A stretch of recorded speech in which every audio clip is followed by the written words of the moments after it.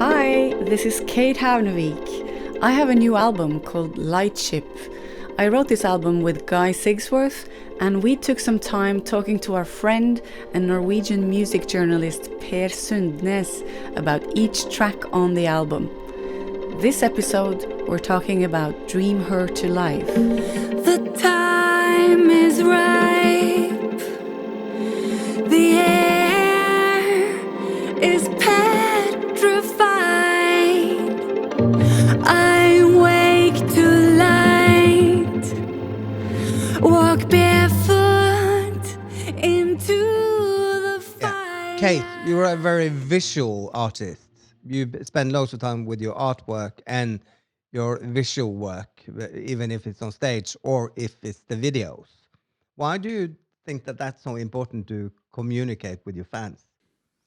The visuals, I think, especially now with the internet and YouTube and kind of almost like the rebirth of the music video, it's very important to give them something interesting to look at that goes with the song and tells the story. And I think for the second track, Dream Her to Life, I think even the title is so visual. It gives me so many pictures that I felt it really needed something beautiful and mysterious to go with it. So, I mean, if we talk about the song and the lyrics, Guy, you are the one who introduced me to basically the concept of dreaming someone to life. Yeah, it comes. There's a short story by Borges, the Argentinian writer, and it's one of his wonderfully mysterious stories. I love his stories, and it's this man who goes to this circular ruin, and he's like concentrating and thinking, and he believes that he can, by thought alone, he can create another human being, and eventually, he starts to imagine the heart and the lungs and everything.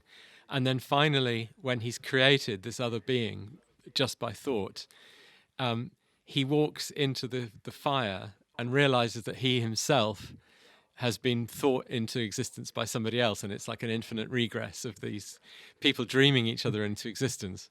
And I just thought it was such a cool idea. I have to say, I remember this track was one of the earliest ones we jammed.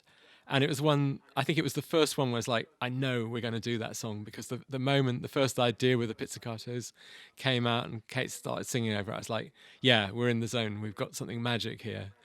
And the funny thing was, I always thought the sound of it with these kind of quite woody sounds, I just always imagined like a cabin somewhere in Norway in the countryside. I always had the image of it as very,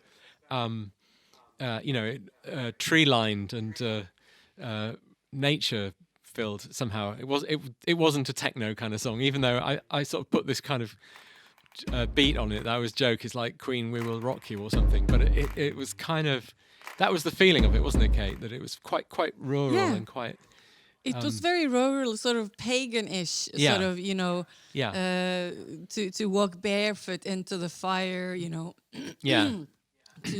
throw pollen and parachutes, like it's very like almost like out in a field or in a space or something like that. And I do like the concept that, maybe we've all been dreamed into life by someone and who is really not a dream. It's very sort of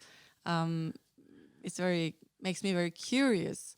And I think like Guy says, it was one of the first songs that we knew that we wanted to do, and it was one of the first ones we finished as well.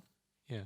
And I think it was so important for me to have a visual to go with it, and I gave it to my collaborator Gotti, and he basically had an idea for the video, and I wasn't sure exactly what the result would be.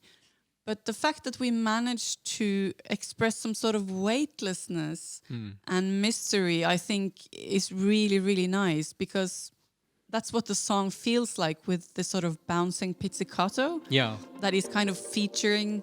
That's the instrument featured. Yeah. Guy, how did you create that pizzicato? Well, every sound that when we did the first improv, I was just trying to come up with something that I thought had character that would inspire you, and I just had this. It's a funny thing. It's a script that you can put into your sampler, and it just makes it do crazy things. And this one did that bouncing ball effect, and literally the first chord I played, I just loaded up a pizzicato viola, I think it was, and it did that, and I was like, right, we're going. I love that, you know. So then we jammed it from that, and yeah. So then I knew every other sound we put in had to be compatible with that. You know, it all came from that. Yeah, so I think the visuals complement your sound actually really well, because you know, both me and the two dancers in the video are kind of at times weightlessly floating around in the picture, almost like in a dreamy sort of black universe, and I think that's connecting very well with the song.